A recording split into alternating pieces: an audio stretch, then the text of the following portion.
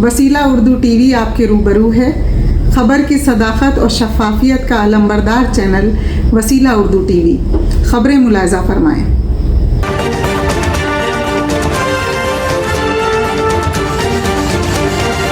Taiwan की silicon shield चीन के हमले को रोकने में कैसे मदद फराहम कर रही है।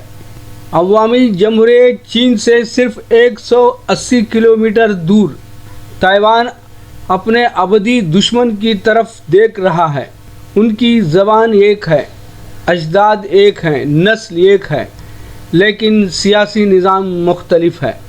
अबनाए ताइवान की एक जानिब बीजिंग एक सुपर पावर का दारुल हुकूमत है, जहां 1.3 अरब अफराद आबाद हैं और जो कम्युनिस्ट जमात की अपनी गिरफ्त में है। दूसरी जानिब ताइपाई एक जमहूरी मुल्क का दारुल हुकूमत है, जिसमें 2 करोड़ 30 लाख अफराद बसते हैं।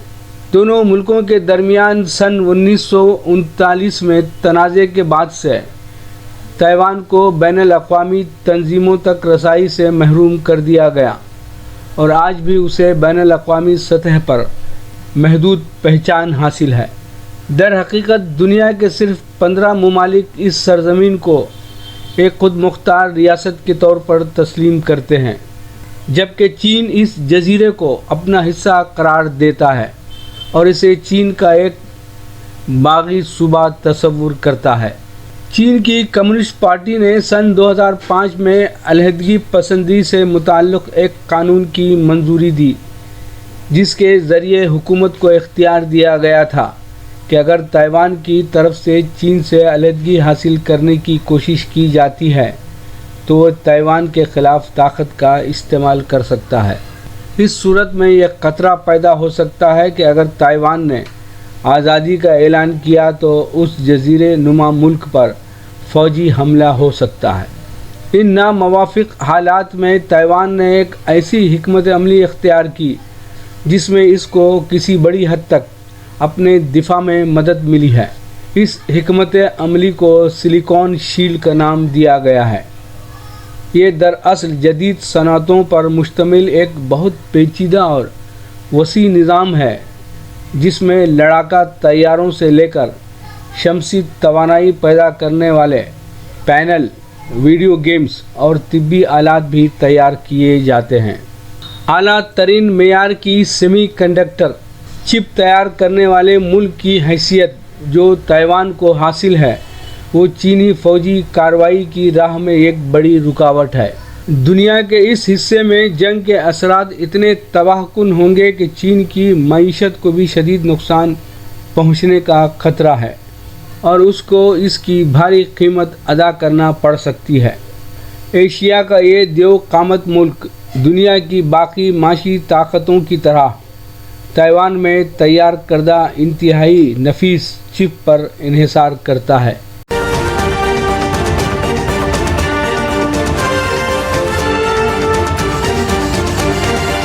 वज़ीर आज़म ने अपनी नाकामी का ठीकरा वज़ीर सेहत पर फोड़ा।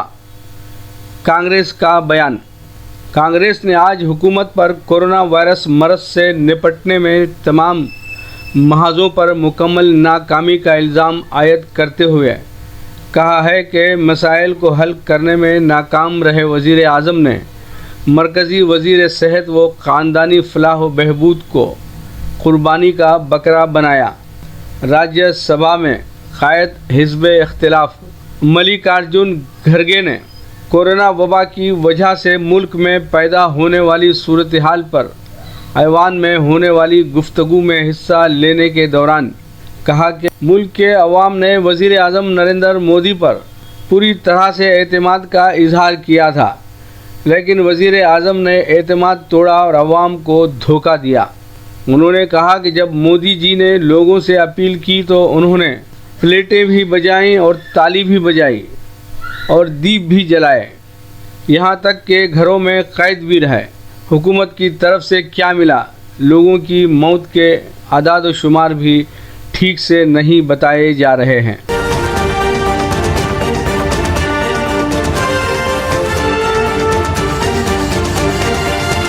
بے روزگار نوجوانوں کے مسائل، شرمیلا کی بھوک ہڑتال۔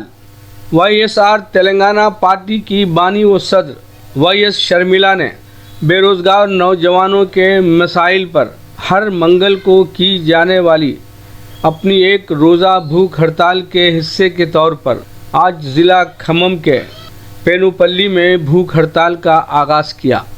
ضلع کے گنگا دیوی گاؤں میں خودکشی کرنے والے بے روزگار نوجوان ناگیشور راؤ کے ارکان خاندان سے انہوں نے قبل ازیں ملاقات کرتے ہوئے ان کو پرسہ دیا اور ناگیشور راؤ کو بھرپور خراج عقیدت پیش کیا۔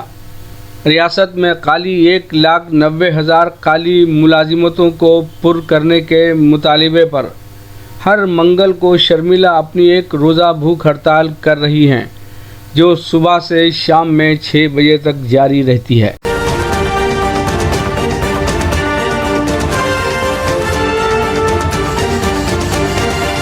مکتوب ریاض من جانب کے واصف سعودی عرب۔